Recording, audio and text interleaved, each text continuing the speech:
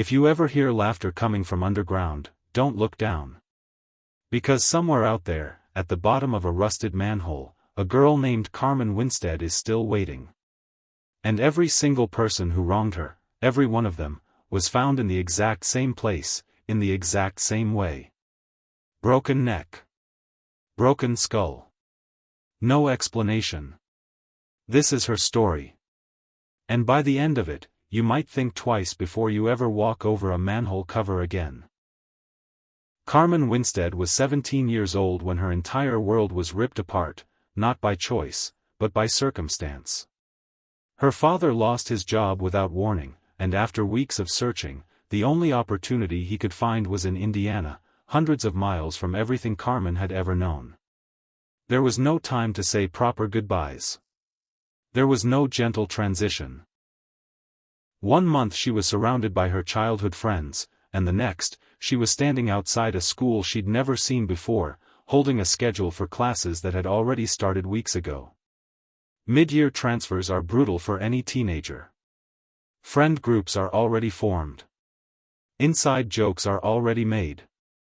Seating charts, lunch tables, group projects, everything has already been decided, and the new girl is left standing at the edges, trying to find a place that doesn't exist yet. For the first few weeks, Carmen ate lunch alone. She sat quietly in classes where she knew no one, and she went home every day to an unfamiliar house in an unfamiliar town, feeling like a stranger in her own life. And then, one day, that finally seemed to change. A group of 5 girls approached her. They were popular, confident, the kind of girls who seemed to control the social gravity of the entire school. And for reasons Carmen couldn't quite understand, they took an interest in her. They invited her to sit with them. They laughed at her jokes. They asked her questions about her old school, her old friends, her old life. For the first time since the move, Carmen felt like she belonged somewhere. But that feeling didn't last. It started with whispers, the kind you're not supposed to hear, but somehow always do. Carmen began noticing sideways glances, sudden silences when she walked into a room, girls turning away and covering their mouths as they laughed. Eventually, she couldn't ignore it any longer.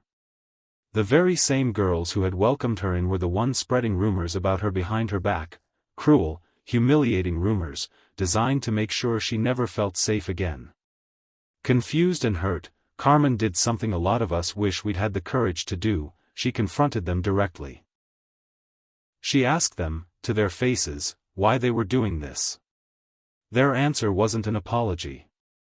It was a declaration of war. From that day forward, the 5 girls made it their mission to destroy what little piece Carmen had left. She'd return to her desk after a class break to find her textbooks defaced, insults scrawled across the covers in thick, permanent marker, words no 17-year-old should ever have to read about herself.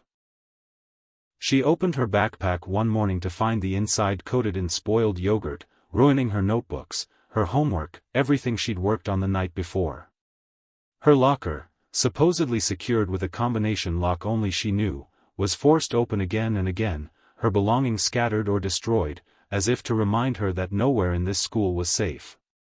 Carmen endured it in silence for weeks. She didn't want to seem weak. She didn't want to give them the satisfaction of seeing her break. But eventually, the weight became too much to carry alone. She decided, that very day, after class, she would go to her teacher and tell her everything. The locker. The backpack. The books. All of it. She never got the chance. That afternoon, following lunch, an announcement rang through the school intercom, a scheduled fire drill would take place. When the alarm sounded, every student was required to calmly exit the building and gather in the courtyard, class by class, in an orderly line. For the 5 girls, this wasn't a safety drill. It was an opportunity. With teachers distracted, calling out names for roll call, checking clipboards, and managing the chaos of hundreds of students filing outside, the girls saw their moment. Carmen happened to be standing near an open manhole in the courtyard. one that had been left uncovered during nearby maintenance work. It was the perfect, horrifying coincidence. The girls surrounded her. And then, one by one, they began pushing her, shoving her back, laughing, taunting, until Carmen lost her footing completely at the edge of the open hole. She fell head first down into the darkness below. The boys standing nearby, thinking this was just another cruel joke, another moment of teenage humiliation, burst into laughter. The girls, still smirking, called out sarcastically to the approaching teachers, "Carmen's down in the sewers." As if it were nothing more than a punchline. But then a teacher walked to the edge of the manhole, looked down, and began to scream. The laughter across the courtyard stopped instantly, replaced by a silence so heavy it felt like the entire school was holding its breath. At the bottom of that manhole, Carmen lay motionless. Her head was twisted at an angle no human neck should ever bend to. Blood pooled beneath her, dark against the concrete. There was no movement. No sound. Nothing that could be done. Carmen Winstead was dead. When paramedics recovered her body, the coroner's report confirmed what everyone already feared: a broken neck, and catastrophic head trauma, consistent with a violent fall. Police questioned the 5 girls responsible. And in that courtyard, standing over the place where a 17-year-old girl had just died because of them, they lied without hesitation.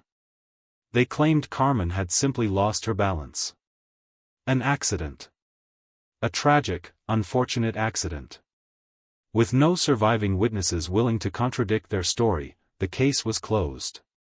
Officially, Carmen Winstead's death was ruled accidental. Unofficially, everyone who had been there that day knew the truth. But no one said a word. For months, life at the school returned to a disturbing kind of normal. Carmen's locker was cleared out. Her name faded from daily conversation. It seemed, to the outside world, like the story was over. It wasn't. Months after her death, strange messages began appearing, first in emails with no clear sender, then spreading rapidly across early social media and messaging platforms. The messages were short, cold, and unmistakably deliberate. They pushed her. Carmen didn't slip. She was pushed. You must take responsibility for what you did. If you don't, there will be consequences. At first, most students brushed it off. Cruel prank, probably from someone who felt sorry for the new girl. A sick joke in poor taste, nothing more. But others, especially those who had actually been standing in that courtyard the day Carmen died, felt something colder settle in their stomachs. Because whoever, or whatever, was sending these messages knew details that had never been made public.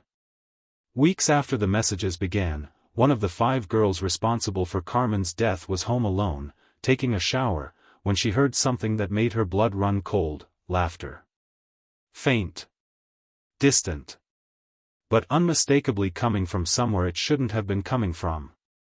She screamed. Her family rushed in, found nothing out of place, and calmed her down, convincing her it had been nothing more than her nerves, her guilt playing tricks on her overactive imagination. Reassured, if only slightly, she went to bed that night. She never made it to morning. In the middle of the night, her mother was jolted awake by a loud, unexplained noise from somewhere in the house. Rushing to her daughter's room, she found the bed empty. Sheets thrown back. Window closed. No sign of forced entry. No sign of a struggle. Just an empty bed, and a silence that felt wrong in a way she couldn't explain. Panicked, she called the police. A search began immediately, spreading through the neighborhood in the darkness. A few hours later, she was found. At the bottom of a manhole, not far from her own home. Covered in slime and sewer water. Her neck broken. Her skull fractured. Exactly like Carmen. What happened next defies easy explanation. Over the following weeks, each of the remaining girls involved in Carmen's death met the exact same fate, found, one after another, at the bottom of a manhole, in a different part of town each time, always with the same catastrophic injuries. A broken neck.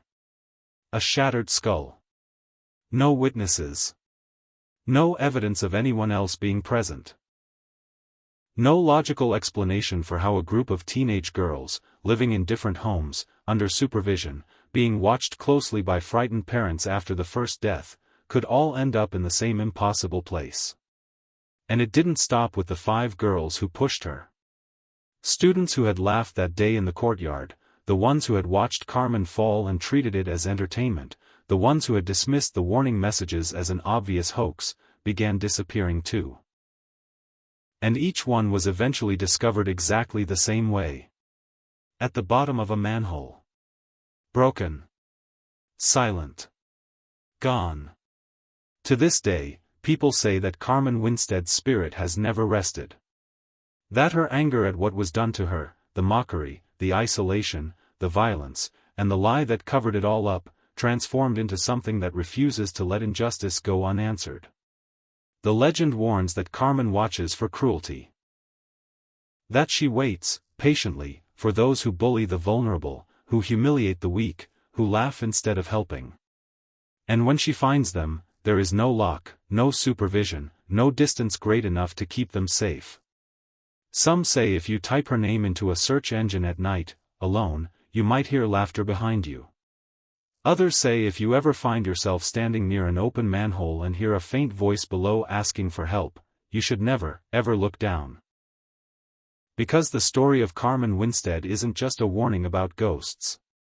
It's a warning about what cruelty creates. About what happens when bystanders choose laughter over kindness, and silence over standing up for someone who needed them. So the next time you see someone being pushed to the edges, isolated, mocked, humiliated, made to feel small, remember Carmen. Because somewhere, they say, she's still listening. And she's still keeping score. If this story gave you chills, don't walk away just yet. Comment "I won't look down" if you made it to the end without checking behind you. And if you dare, search her name tonight, alone, and see what happens.